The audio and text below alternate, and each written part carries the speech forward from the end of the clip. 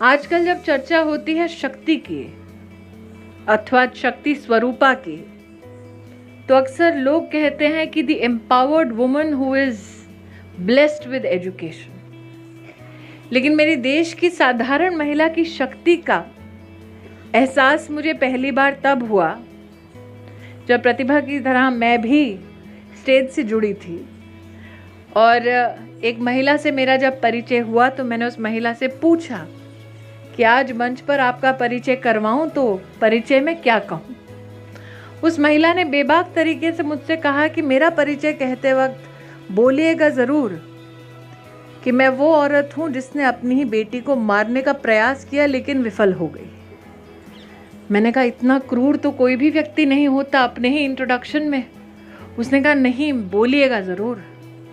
एक साधारण गांव की महिला थी, पंजाब से थी और आज से लगभग 16 साल पहले मुझे मिली थी। लेकिन उनकी कहानी दिल को छू गई और आज भी याद है। और हर महिला दिवस पर मैं उस महिला को याद इसलिए करती हूँ क्योंकि अगर सही में शक्ति स्वरूपा का कोई उदाहरण देना है एक ग्रामीण औरत का, तो मैं वो उदाहरण देती हूँ। आपकी अनुमति से उस महिला की बात आपको बतलाना चाहूँगी। मैंने जब उससे पूछा कि आप ऐसा क्यों कहती हैं कि आपका परिचय है कि आप वो माँ हैं जिसने अपने बेटी का कत्ल करने का प्रयास किया लेकिन विफल रही, तो उसने कहा कि नवंबर दिसंबर की ठंड में मैंने अपनी तीसरी बेटी को जन्म दिया और पति ने पहले से ही आगाह कर दिया था कि अगर तीसरी भी बेटी हुई तो घर लौटना मत। अस्पताल में मिलने कोई नहीं आया और 2 दिन बाद जब भाई आया, मेरा अपना भाई मुझसे बोल गया कि जीजा जी से बात हो गई है, अगर तीसरी का निपटारा कर दो तो 2 बेटियों के साथ तुम घर पर रह सकती हो। निपटारे की क्या तैयारी थी? महिला से कहा गया कि तुम जब घर लौटोगी तो तीसरी को कुछ ऐसे तरीके से मारना कि पुलिस को शक ना हो। वो महिला अपनी 3 दिन की बेटी को लेकर घर लौटती है। शाम को ठंड में अपनी बेटी के बदन से वस्त्रों को उतारती है, खाट पर उसको छोड़ देती है और जाकर चौखट पर बैठ जाती है।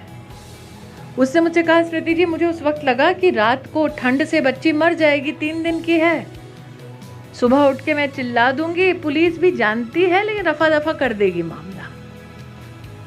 बेटी की मौत का इंतजार करते करते वो चौखट पर सो गई और भोर होते होते जब उसकी आंख खुली तो उसने कहा, मैं डरते डरते उस खाट के पास गई कि अब बच्चे का शरीर पड़ा होगा, अब चिल्लाने की बारी है। और उसने कहा कि मैंने जाकर पलंग के पास देखा कि मेरी बच्ची सर से लेकर पांव तक नीली थी बिल्कुल, लेकिन जिंदा थी। उसने कहा, उस दिन मैंने तय किया स्मृति जी, अगर मेरी बेटी पूरी रात मौत से लड़ सकती है तो क्या मैं अपने पति से नहीं लड़ सकती है?